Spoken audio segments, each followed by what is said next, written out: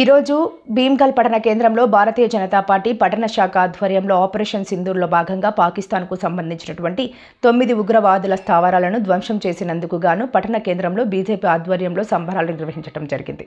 పట్టణ అధ్యక్షులు కనికరం మధు మాట్లాడుతూ ఇక ముందు యుద్ధమే చేయవలసి వస్తే ప్రతి ఒక్క పౌరుడు భారత పౌరుడు ఒక జవాన్ లాగా మారి దేశానికి అండగా నిలుస్తామని తెలపడం జరిగింది.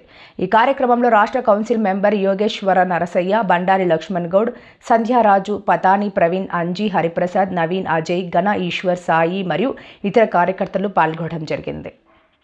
ఈరోజు మన నరేంద్ర మోడీ గారు ఏదైతే ఛాలెంజ్ చేసిందో దాన్ని ఈరోజు రివెంజ్ తీసుకోవడం జరిగింది.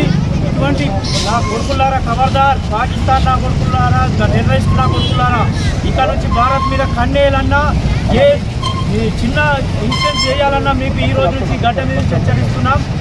మీకు రివెంజ్ సరైన సమయంలో మా మోడీ గారు రివెంజ్ తీసుకుంటారు. ఈరోజు కూడా ఒక్క మనిషి వేరే వాళ్ళకు ఇబ్బంది కలగకుండా కరెక్ట్ ఉగ్రవాది మీద 9 శిబిరాల మీద దాడి చేసి వాళ్ళని అంతమొందడం జరిగింది. ఇకనైనా మా భారతదేశం మీద టచ్ చేయాలంటే కొడుకులారా మీకు ఇది కావాలా? ఇంకా నుంచి కూడా ఏదైనా మా భారతదేశం ఊరుకోదని చెప్పి రివర్స్ తీసుకుంటారని చెప్పేసి మరియు మా సైనికులకు మరియు పాదాభివందనం చేస్తున్నాం. ఎందుకంటే ఇలా ఇంత సీక్రెట్ మిషన్తో ఏదైతే సాధించిందో ఒక సమాచారంతో ఒక్క రైతు 1 గంట కింద రాత్రి ఈరోజు 9 శిబిరాలను కూడా ఆ ఉగ్రవాద 100 మందిని మట్టు పెట్టడం జరిగింది.